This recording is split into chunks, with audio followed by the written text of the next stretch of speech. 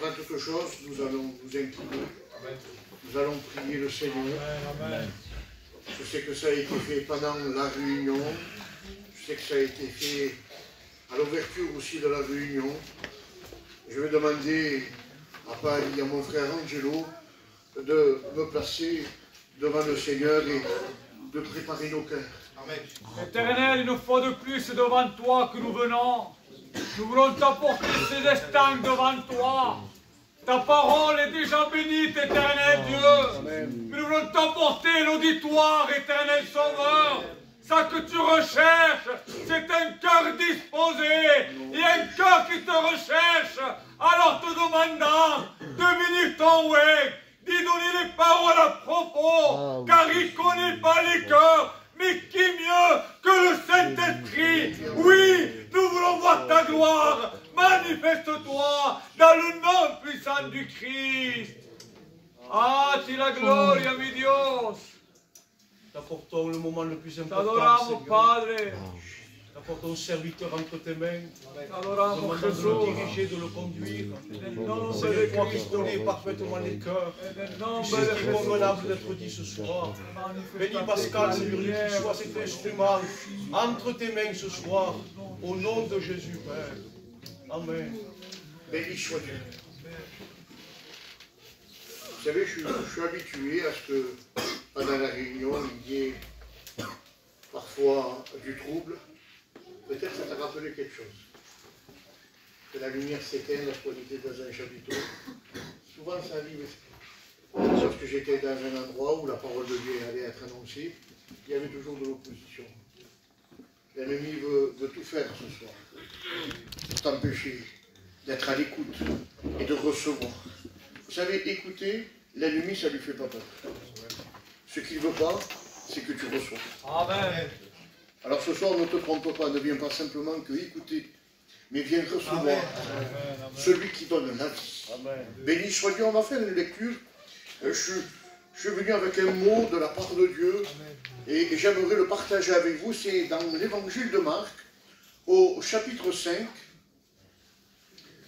au verset 21. Jésus, dans la barque, regagna l'autre rive et une grande foule s'assemblait auprès de lui. Il était au bord de la mer. Alors vint un chef de la synagogue, un nommé Jairus, qui, l'ayant aperçu, se jeta à ses pieds et lui adressa cette instante prière. Ma petite fille est à l'extrémité, viens, impose-lui les mains afin qu'elle soit sauvée et qu'elle vive. Jésus s'en alla avec lui et une grande foule le suivait et le pressait. Or là, il y avait une femme atteinte d'une maladie depuis 12 ans. Elle avait beaucoup souffert entre les mains de plusieurs médecins.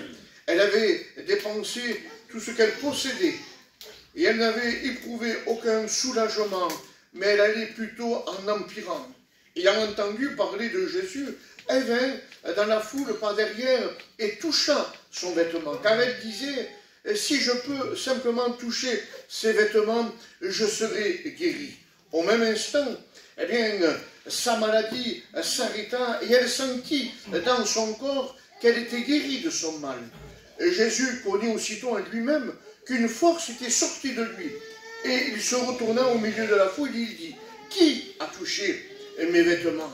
Ses disciples lui dirent, tu vois toute la foule qui te presse et tu dis, mais qui m'a touché? Et il regardait autour de lui pour voir, et je reviendrai avec vous sur ce mot. Il regarda autour de lui pour voir celle. Il aurait pu dire celui, mais il dit bien celle. Et je vous expliquerai pourquoi. Qui avait fait cela? La femme, effrayée et tremblant, sachant ce qui s'était passé en elle, vint et se jeta à ses pieds et lui dit toute la vérité. Mais Jésus lui dit, ma fille, ta foi t'a sauvée, va en paix et sois guérie de ton mal. Comme il parlait encore, survient des chefs de la synagogue, des gens qui dirent, ta fille est morte. Pourquoi importuner davantage le maître? Mais Jésus, sans tenir compte de ces paroles, dit au chef de la synagogue, ne crains pas, crois seulement. Et il ne permit à personne de l'accompagner, si c'était Pierre et Jean, frères de Jacques. Ils arrivèrent à la maison du chef de la synagogue où Jésus vit une foule bruyante et des gens qui pleuraient et poussant des grands cris. Il entra et il leur dit, pourquoi faites-vous du bruit? Et pourquoi pleurez-vous? L'enfant n'est pas morte, mais elle dort. Alors ils se moquèrent de lui. Ayant fait sortir tout le monde, il prit avec lui le père et la mère de l'enfant et ceux qui l'avaient accompagné. Il entra là où était l'enfant, la saisit par les mains et lui dit, Tabitha Koumi, ce qui signifie, jeune fille, lève-toi. Amen. Amen. Une lecture un peu longue, mais qui est essentielle pour bien comprendre l'effet de ces deux miracles. Nous avons lu ensemble, et vous l'avez vu avec moi, il y a ici deux cas particuliers. Une jeune fille est malade depuis 12 ans, malade et qu'elle a 12 ans, et puis une femme qui, elle, plus âgée, mais qu'elle est malade, ça fait déjà 12 années. Je ne voudrais pas m'arrêter sur les symboles du 12, etc. Mais je voudrais m'arrêter ce soir avec vous sur le cas de ces deux personnages. Cette jeune fille et cette femme. La lecture commence en disant que Jairus, eh bien, il a entendu parler de Jésus, va aller voir le maître, celui qui peut tout changer. Mais voyez-vous, la Bible dit que Jairus est un chef de synagogue. Ça veut dire que Jairus, il est un peu peut-être comme toi, habitué aux choses de la maison de Dieu, habitué à la parole de Dieu. Jairus, c'est pas n'importe qui, ce n'est pas un étranger de la parole. Jairus connaît la Torah, connaît la loi de Dieu sur les bouts de ses doigts. Il est habitué, c'est un chef de la synagogue. Ce n'est pas quelqu'un qu'on peut tromper en lui disant des fausses vérités sur la parole de Dieu. Et voyez-vous, Jairus, lui, à un moment donné, voyant la situation de sa fille, voyant qu'il ne peut pas intervenir, malgré sa responsabilité, malgré sa connaissance, malgré sa façon de marcher selon Dieu, Jairus représente l'homme religieux, l'homme qui croit, qui vient à la réunion, l'homme qui vient à la réunion de jeunesse, la femme qui vient à la réunion de jeunesse, mais avec sa connaissance à elle. Vous avez vu avec moi, Jairus va rencontrer Jésus. Et Jésus va se laisser arrêter par Jairus. Et Jairus va dire ceci, je le relis avec vous. Ma petite fille est à l'extrémité, viens, écoutez bien, impose-lui les mains. C'est-à-dire, Jairus, tu as un besoin, tu sais que de toi-même, tu ne peux rien faire là. Ta situation, elle est limitée. Alors, tu viens rencontrer Jésus, mais comme tu es un religieux, comme il te manque encore quelque chose, alors Jairus va dire ceci. Viens, Seigneur, j'ai besoin de toi. Mais voilà comme tu vas procéder. Je veux que tu viennes, que tu rentres dans ma maison et que tu viennes imposer les mains à ma fille. Voyez-vous, je voudrais vous dire quelque chose. On n'impose pas à Jésus d'agir dans sa vie.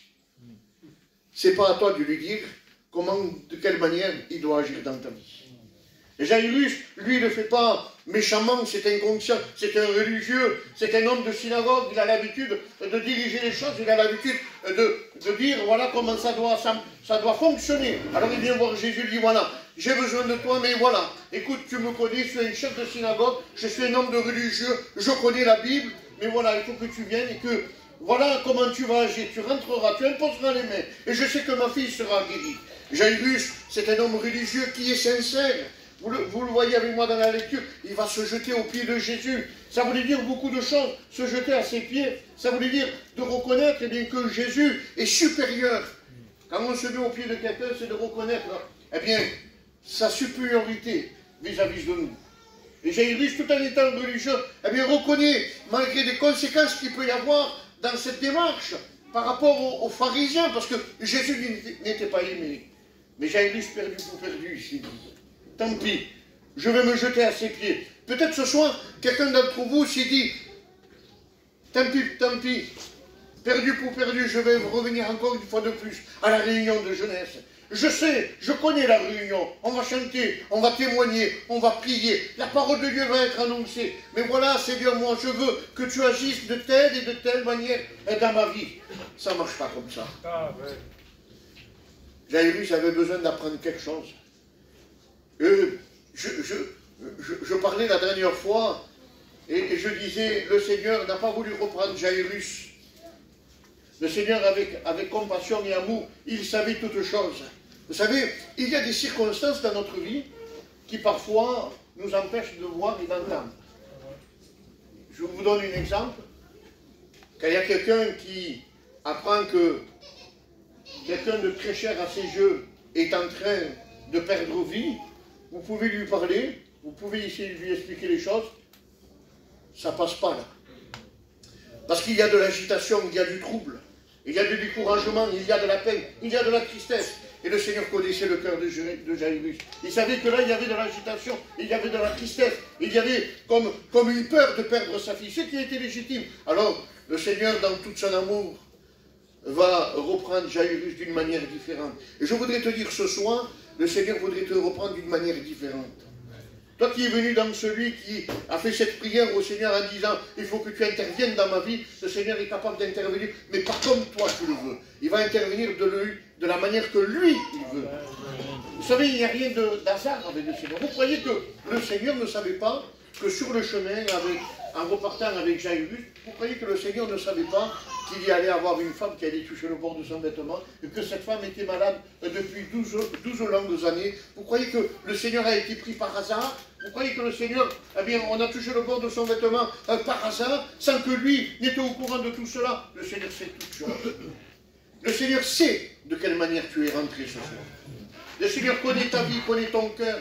Le Seigneur connaît ta peur, connaît tes luttes, connaît tes craintes. Excuse-moi du mot que je vais employer, mais le Seigneur connaît aussi tes ruses, connaît ton orgueil, connaît ta fausseté. Il sait tout de toi.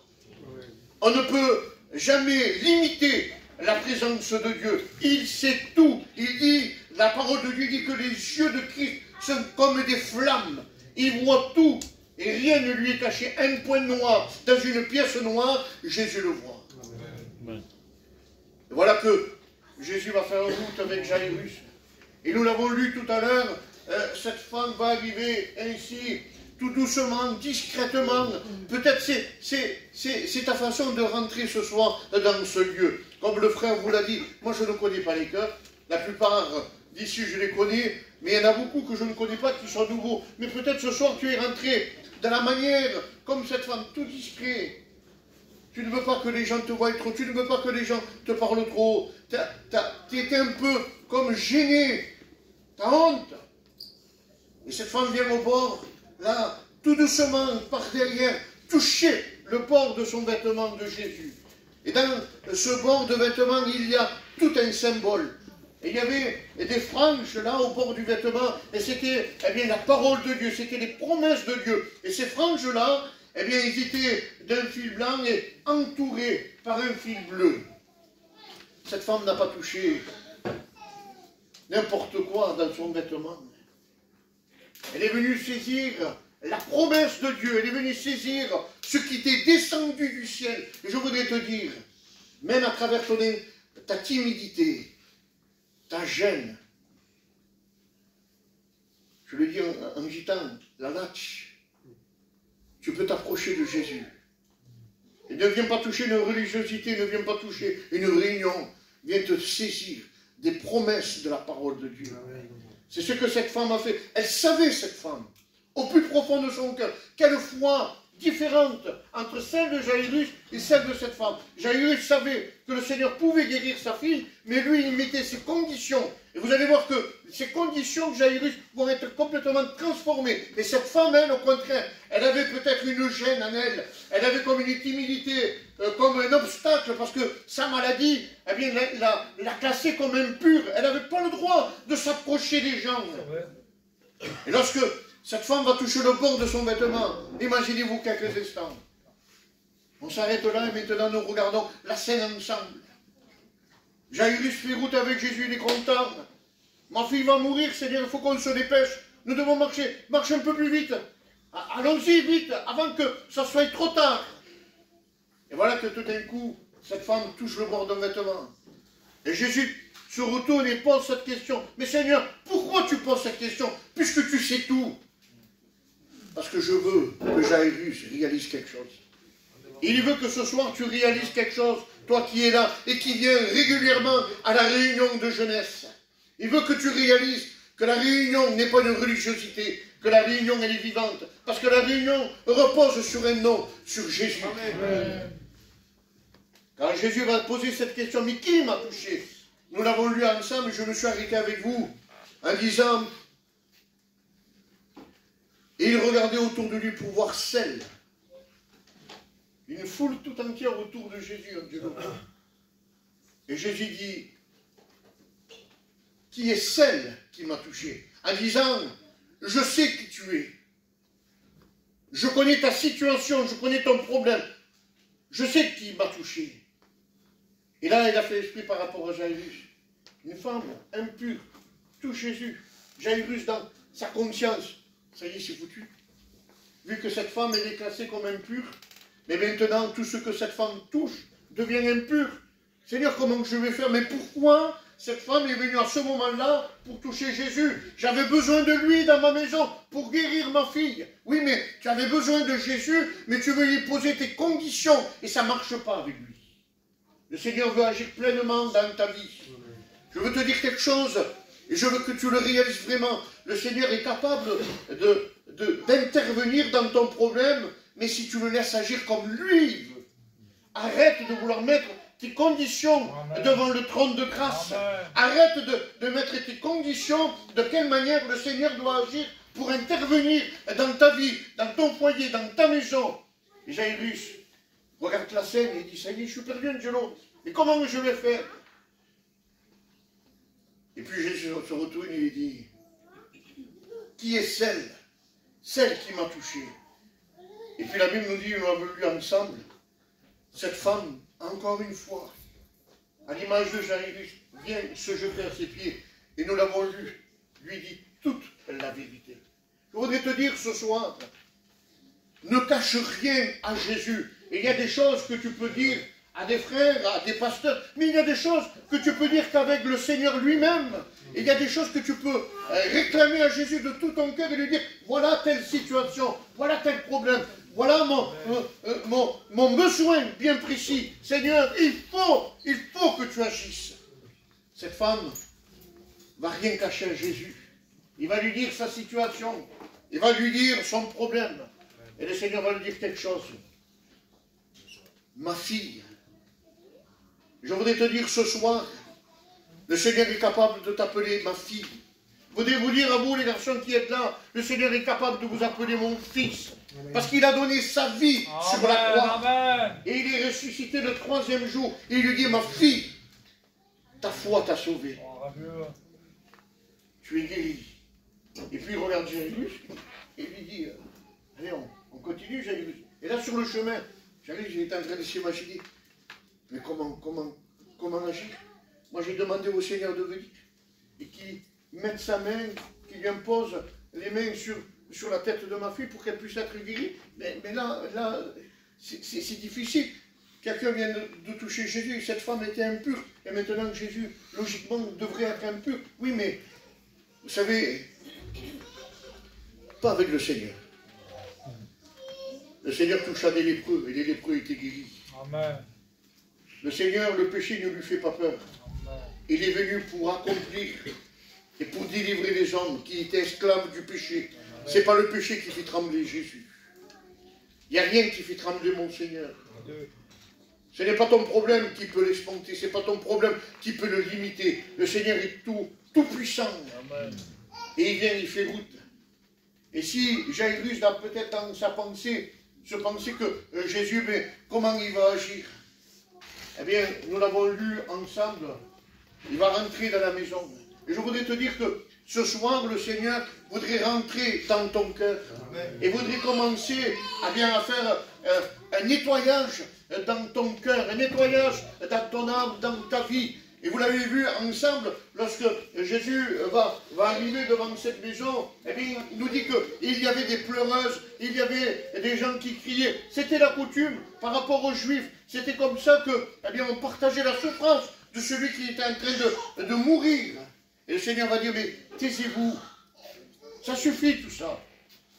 Et moi je voudrais te dire ce soir, ce qui te fait crier, ce qui te fait pleurer, ce qui te fait gémir à l'intérieur de toi-même, le Seigneur est capable de dire ce soir, ça suffit. Amen. Moi, je vais rentrer dans cette maison. Et là où il y a les peurs, je mets la joie. Amen. Là où il y a la mort, je mets la vie. Amen. Là où il y a de l'esclavage, je viens libérer. Amen. Parce que moi, je suis Jésus. Et j'ai donné ma vie.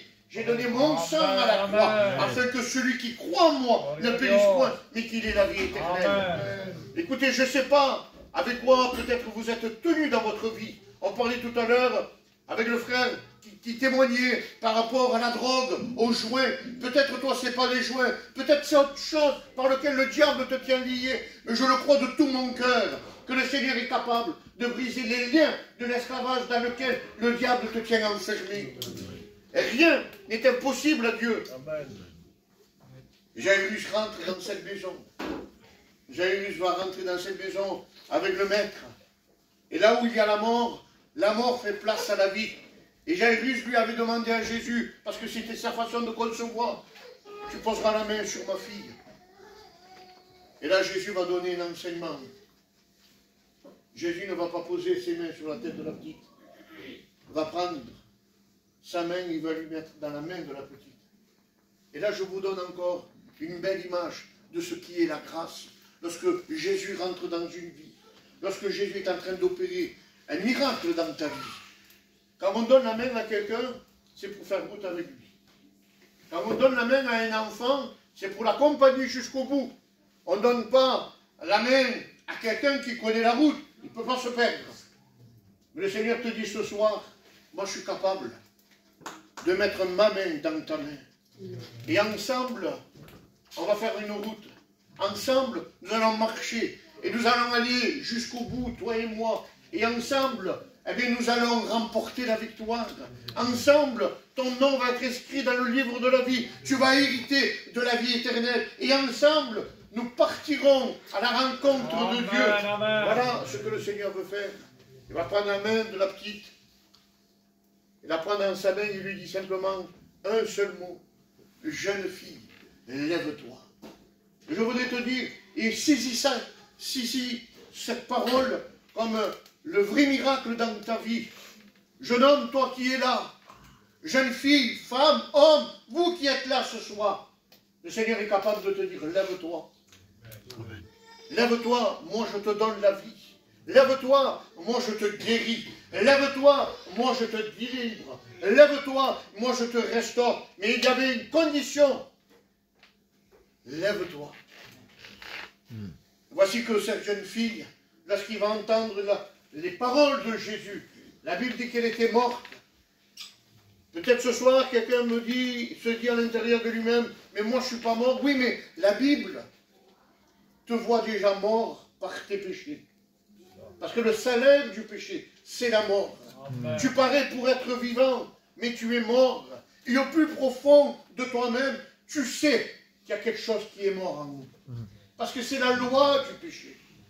Et ce soir, le Seigneur te dit, je peux te relever. À une condition. À un moment donné, une mauvaise nouvelle va arriver avant qu'on arrive dans la maison. J'ai sauté ce passage, mais je voudrais vous le rappeler. À un moment donné, on entend cette mauvaise nouvelle. Moi je prends cette image comme l'ennemi qui fait de l'opposition à la grâce de Dieu. Les gens vont rencontrer Jésus, c'est même pas la peine maintenant. Laisse tomber, ta fille est morte. Et peut-être ce soir tu entends cette voix. C'est même pas la peine. N'essaye pas, tu as déjà essayé, ça n'a pas marché. De toute façon, c'est toujours pareil. L'évangile, c'est pas pour toi. Depuis le temps que tu marches, combien de fois tu es retombé dans le même problème? Voilà ce qu'est la voie de l'ennemi. Pour essayer de te décourager. Imaginez-vous, Jairus, quand il entend cela. Certainement, ça a commencé à mettre du trouble. Certainement qu'il a commencé à mettre un doute dans son cœur. Ce qui est légitime. Mais combien la grâce de Dieu, l'amour de Jésus est là. Et ce soir, il est capable de te dire, n'écoute pas ces voix étrangères. Je voudrais que tu te saisisses de ces paroles de la même manière comme Jésus les a dites à Jairus. Ne crains point. Oh, aie peur de l'enfer. Aie peur du péché. Mais n'aie pas peur de la parole de Dieu. N'aie pas peur des mauvaises nouvelles. Jairus, moi je suis avec toi. Et ce soir, je voudrais te le dire. Ne crains point. Ne crains point. Laisse Jésus agir dans ta vie. Alors, comme l'heure est déjà avancée, je voudrais m'arrêter sur ces deux textes. Et je voudrais maintenant vous mettre devant la responsabilité de chacun d'entre vous. La Bible dit que vous êtes morts par vos péchés. Veux-tu rester dans cet état de mort? Ou veux-tu revenir à la vie? Jairus, lorsqu'il a rencontré Jésus, était conscient de son besoin. Ne veux pas revenir à la vie si tu n'es pas conscient de ton besoin. Parce que c'est simplement qu'une étape qui va manquer dans ta vie. Il faut que tu réalises ton besoin ce soir. Le besoin, c'est que tu es mort à cause de tes péchés. Et que le salaire du péché, c'est la mort. Et que le seul qui peut redonner la vie à toi-même, c'est Jésus-Christ. Si tu réalises réellement qu'il y a la mort en toi à cause de tes péchés, à cause de ses biens, à cause de la drogue, à cause de certaines choses dans lesquelles le diable te tient enfermé, alors ce soir, tu peux crier à Jésus. Tu peux venir te jeter à ses pieds. Jairus n'est pas venu en disant « Je mérite quelque chose, je suis un chef de synagogue. Seigneur, tu sais qui je suis. » Non, non, ça ne marche pas ici. Tu dois te jeter aux pieds de Jésus, c'est-à-dire avec humilité, et lui dire « Seigneur, je suis qu'un pécheur, privé de la grâce de Dieu, mais mes yeux sont fixés sur toi, et je crois que tu peux changer ma vie. » Alors si ce soir, il y aurait quelqu'un comme cela, qui voudrait faire cette expérience avec le Seigneur, je voudrais simplement maintenant vous inviter à fermer vos yeux et à faire cet appel.